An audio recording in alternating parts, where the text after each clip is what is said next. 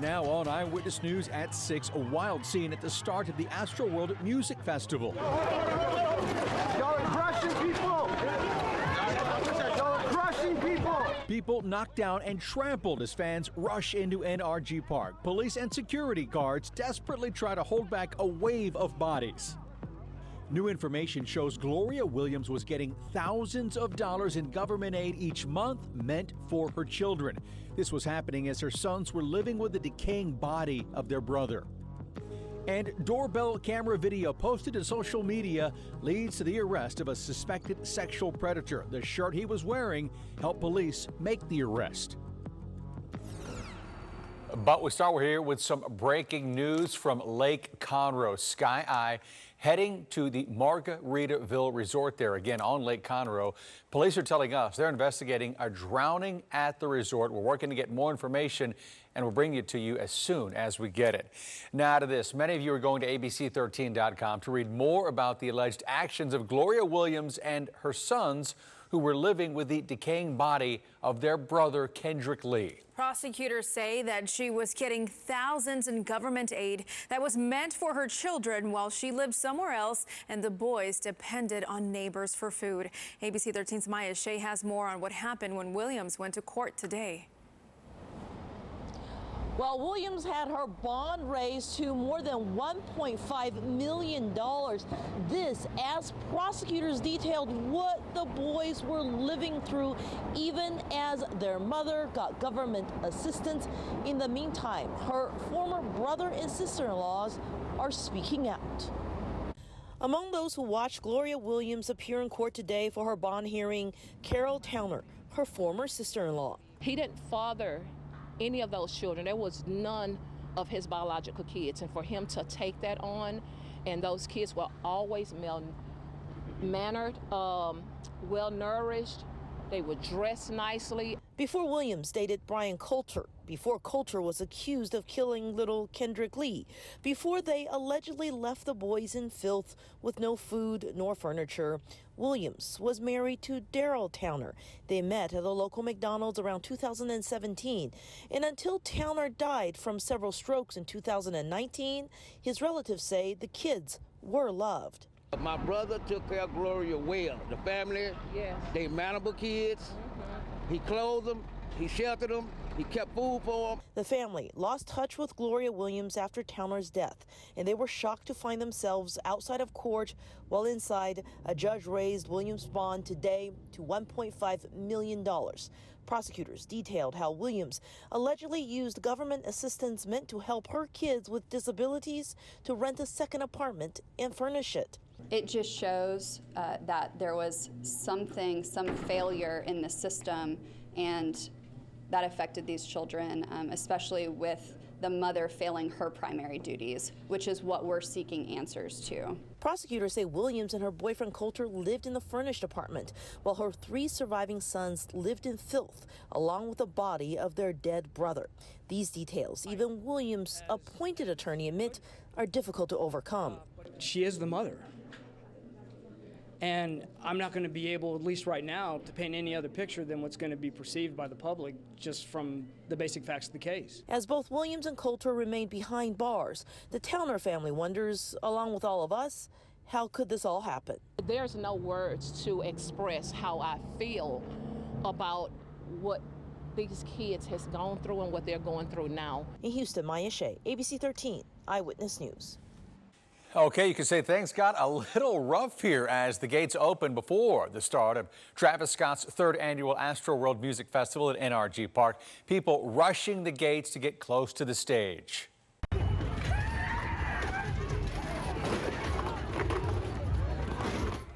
Oh yeah, this happened at one of the entrances to the festival. At another entrance, though, fans rushed the gates, but some people got knocked down and just run over here. We saw police arrest several people. There's no word on how many people might have been injured, but none appeared to be severe, of course. Fans also knocked down security barriers, and some people got trampled at the Astroworld Fest back in 2019. We'll have a live report on the earlier mix-ups there to NRG Park coming up at 6:30. A social media post has led to the arrest of a man now suspected in multiple sex assaults back to 2013. Marco Antonio Rivera is now jailed in Montgomery County on a $1 million bond. On Monday, someone reported a burglary at an apartment complex in the Woodlands. The resident then posted her doorbell camera video right there of the suspect online, and he was wearing a shirt from a local restaurant. So another woman, she saw this video and she recognized him. She called police to say that he sexually assaulted her in 2016. Deputies went to the restaurant shown on that shirt the suspect was wearing. The management identified him as Rivera and confirmed that he lived in the same apartment complex as the original caller. Deputies say they linked him to 3 more sex assaults in 2013, 2016, and 17. They arrested him at the restaurant. For the past couple of months, we've been telling you about an investigation into Brazoria County's former district clerk. Activists say she unfairly stacked jury panels, resulting in dozens of people being wrongly convicted and sent to jail. Well, today, there was a call for federal agencies to get involved. ABC13's Erica Simon joins us live outside the FBA building in Houston, where leaders gathered today on this. Erica? Eric, the allegations are very serious. The Rainbow Push Coalition calls this, quote, the worst case of jury tampering in the history of the United States. The Texas Rangers have been investigating how juries have been put together down there for the past couple of months. But behind me today, activists said, look, that process is taking way too long. Justice can't wait. She was guaranteeing Negroes wouldn't be on no juries. And so I just got to be real with you. They know what this woman did. Activist Quanell X isn't holding back. For years, residents in Brazoria County have been claiming they haven't gotten a fair shake in their trial and didn't get a jury of their peers. Lee Tang is one of them. 3 of them work for Brazoria County. 1 of them was a friend of the DA. They wrongly convicted me. Former District Clerk Rhonda Barczyk is at the center of the allegations. It was her job to assemble jury panels, but her way of doing so is now under investigation.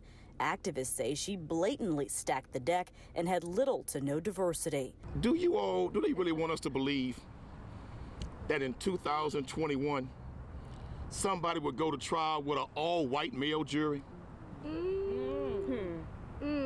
When you look at the diversity of Brazoria County, Majority minority. when you look at the diversity of Brazoria County, say it again, brother, majority what? Minority. Majority minority. How in the hell you get an all-white male jury?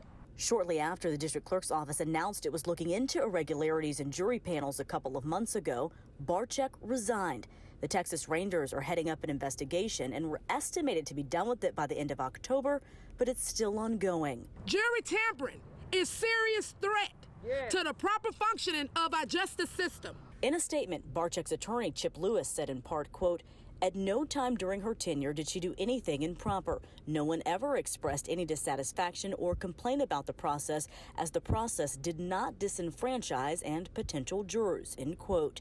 And went on to say that the bailiff who initiated the accusation is married to a lady who was running for district clerk in Brazoria County. Tang and many others say no matter the defense, their lives were turned upside down by Rhonda Barczyk and the entire legal system in Brazoria County. And my family had suffered. We fought it. We won the battle, but lost the war. I just want this come to light. I had a good conversation with Brazoria County District Attorney on the phone today. He says there's a lot of rumors and misinformation that's circulating online, but he promises that once the investigation is over, he's going to be transparent with the public about what the findings were and where they go forward as a county. Now, the FBI says that they can't get involved unless a formal complaint is filed. Activists tell me that if the feds don't get involved, then they absolutely will be filing lawsuits. Reporting in Houston, Erica Simon, ABC 13 Eyewitness News. Erica, thank you for the update right there. Well, the state of Texas is fighting the Biden administration on another hot button issue. Texas Attorney General Ken Paxton is suing over the administration's COVID-19 vaccine requirement for a vast majority of U.S. businesses. Paxton says the mandate is an abuse of federal power and that it's unconstitutional. The Biden mandate takes effect January 4th. It orders private employers with 100 or more employees to have their workers vaccinated or test for COVID-19 regularly. Businesses face fines of up to $14,000 for each infraction. And children as young as 5 can now get a COVID vaccine from the Houston Health Department. Today, the department began administering the newly approved pediatric vaccine from Pfizer for children ages 5 to 11. 6-year-old Claude Ruth III was one of the first in line at a health center north of downtown. His mother is a nurse who has seen co-workers get COVID. She's now been waiting a long time, she tells us, for this day. I just wanted him to be safe, because I go out in the field all the time and I would just be devastated if I brought something home to him. And I'm just so happy he was able to get his shot. Oh, Claude's mom says her son was very brave about getting the shot here, though she did have to promise him a toy dinosaur. Oh, I'm sure he loved that. When we come back, Governor Greg Abbott has 2 words for President Biden: bring it. Up next, what else the governor is saying as the White House sues Texas over the state's new election integrity law. And on Eyewitness News at 6:30, the historic Wheeler Avenue Baptist Church is opening its new multi-million-dollar building this weekend. Our Melanie Lawson speaks to people who helped found the church and about the big occasion there. What's going to happen this weekend? Elise. US 59 at the West Loop is your primary traffic construction hotspot this weekend. Let's take a look at what's going to be closed. The West Loop northbound, all main lanes closed starting tonight at 9, reopening on Monday morning. And then just for tomorrow morning, 8 a.m. to 2 p.m., the ramp from US 59 northbound to the West Loop will be closed until 2 o'clock. And then when you look toward downtown, here is your live look. The North Freeway at Franklin. Remember this area right around Sam Houston Park, very busy tomorrow with the parade for Dia de los Muertos in the evening. And I'm going to look at downtown from a different vantage point. This is our Memorial Tower cam. It's looking right at downtown Houston. I don't think it ever looks this beautiful this time of evening as what you're seeing right now. Temperatures are beginning to fall a little bit. They're in the low to middle 60s right now. The combination of the clear skies, the dry air, and the light winds will allow temperatures to quickly fall to 52 by 9. We'll be in the upper 40s by 11. I'll have a complete look at your weekend forecast up next.